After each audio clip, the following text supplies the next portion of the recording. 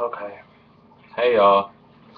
Um, I guess you can say this is possibly the moment we've all been waiting for because I've actually been sitting and rehearsing what I was going to say to Chris Brown when I actually sat down and had this talk with him. Because as a fan, I don't I wanna at the end of the day, us as fans and media and you know, people who support these artists, whether we know it or not, we are their paycheck. Plain and simple. If we didn't go and support them and buy their albums and buy concert tickets and T-shirts and little memorabilia and happy shit like that, they wouldn't get a check.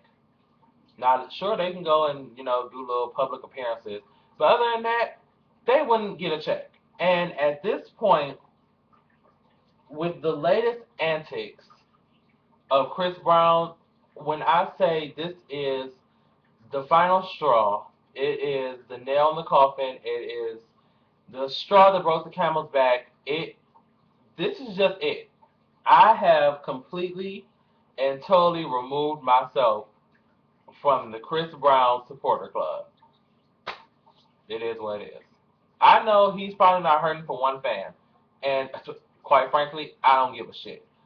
But at this point, for me, I need to stand up and say, look, some shit I just can't condone. Now, why am I so frustrated? I'll tell you. And then I'll talk to Chris. So, Chris Brown decided over earlier this week that he was going to get a tattoo. Now, nothing new. Chris Brown has a lot of tattoos. We've seen all his tattoos, all up and down the arms, all on the chest, all on the neck. We've seen his tattoos. What is another tattoo going to do? It's not the fact that you got another tattoo. It's what the fuck you got tattooed on you. Now, contrary to what your representative put out and said, Chris Brown got a tattoo of a battered woman tattooed on his neck. Not anywhere that you can hide it unless it's spring or fall time and you're wearing a turtleneck. Other than that, there's a big, bouted ass, battered woman tattooed on your neck. Like right here. All of this is battered woman central. Okay? So, this is why I'm frustrated. Wait, let me see what this is. Okay, that's all. Okay, this is why I'm frustrated. Because as a fan, I got all of Chris Brown's every Chris Brown CD I have at least two copies of. Because I have a thing where I have to buy like either one or two. I can't just buy one copy of a CD. I can't. I have to buy two. Because normally there's like a normal edition and a deluxe edition. I have to have both. So I have at least two copies of each of Chris Brown CDs. Because I'm a fan. I love Chris Brown's talent. Vocally, he is amazing. He dances like no other. This is the same person. Let me just like go back in 2006. I want to say maybe 5-ish. When Chris Brown first came out, this is the same guy that critics and all the important high and mighty people said could be the next Michael Jackson. Okay? That's what they said when he first came out. I remember it. I remember it because I was like, who? Because "Run It" was my favorite song. But when the what was the next song? When Yo came out, then I was hooked. But anyway, so this was the title they gave him. You could possibly be the next Michael Jackson. Michael fucking Jackson. And we know how incomparable he is. So, with that being said, you're being held to this high standard, and you have the talent to do so. And I understand the tragic events of your life and things, and the events that went down that I refuse to discuss because we all know what happened on that dreadful night in the backpacks between him and his ex-girlfriend in the car and the things. So my question to you, Chris, I just as a concerned fan, I guess you could say ex-fan. I mean, I'm still a fan of your music. I'm just not supporting your ass no more. I just want to know what the hell went through your mind when you were sitting and maybe you were like doodling or something in a notepad or something, And just a light bulb went off in your head and said, I want to get a tattoo of a battered woman tattooed on my neck. And I imagine if there were people around you and you like expressed your opinion to them, because 9 times out of 10, if they're around you in your circle, you're paying for something of theirs and things of that nature. Not to say everybody does that, but you probably ended up on some of this. So it's just like, yeah, go ahead, why not? I just need to know the thought process behind this. Maybe if I understood it, I would get it. But my thing is, if this is something you struggle with, not only you struggled with, you've admitted in interviews that your mother, your own mother, Joyce Brown, struggled with domestic violence. You've admitted in interviews, and you yourself have been, convicted of domestic violence. Why the hell would you have to remind yourself of that every day when you look in the mirror by getting a big tattoo of a battered woman on your neck? Chris, please answer that question for me. That's all I need. That's it. I know you ain't got to answer to me because at the end of the day, I only got 76 subscribers, 40,000 some views, and 400 some videos. I don't know shit. But I just want to know, just personally, for me, please tell me why when you wake up every morning, you have to see your mother on your neck or Rihanna, your first love, on your neck. But like the rep said, it was just a random woman who he decided to get tattooed on his neck. To his rep, fuck you, politely, okay? Run that shit by somebody who ain't that smart. Well, I'm not the smartest, but I at least know. Why do my face look like it's oily? I at least know that the events that went down in that car were tragic.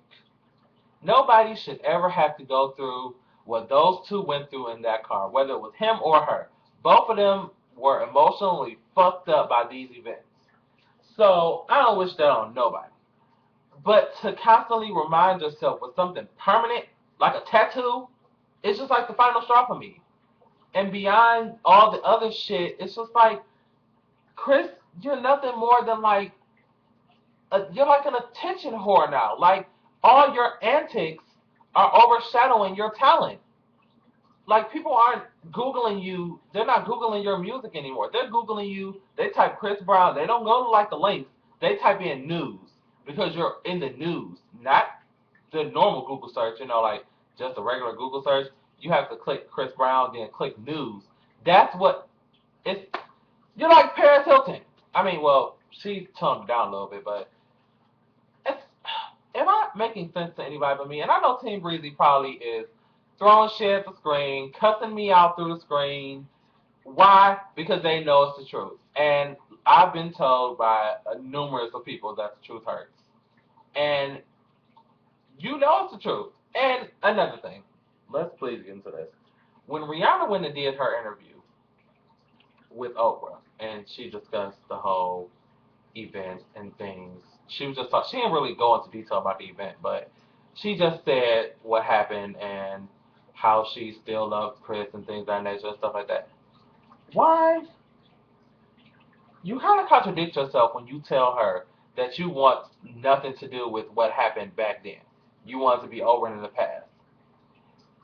But then still, within a month later, you get a tattoo of a battered woman on your neck. Have y'all seen the tattoo? Because if you see the tattoo, maybe you'll be as, what's the word I'm looking for? Enraged as I am. It's just like, I can't with Chris Brown anymore. It's just like, your talent can only take you so far. I'm not asking you to be a perfect artist or the perfect man or the perfect, example of what to live by. But when you constantly and constantly do stupid shit back to back, I just don't know where to go. I don't. I can't go listen to your music no more because I'm annoyed now by your voice.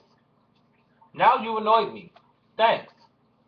I really hope one day I will be able to say that through all of this fuck shit that went on in his life that he eventually got it together.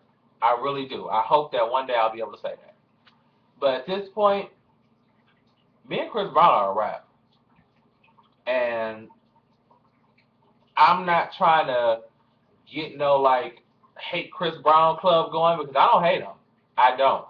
And if his song comes on the radio, if I like the song, I'm not gonna change it. But I'm not buying no more albums. I'm not tweeting.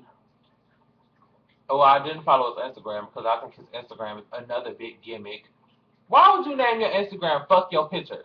It's like just random stuff that just craves attention. He needs some attention. I don't know what Carrie Douche or Karuchi or Crash Bandicoot or whatever her name is. I don't know what she's doing for him, but apparently she's not doing it right because he needs some attention. So I'm done. With that being said, Chris, I wish you the best. I hope you get healthy, get mentally healthy, get your mind right, go to mass or something, go talk to Jesus, all of them, because I'm gonna talk to him for you.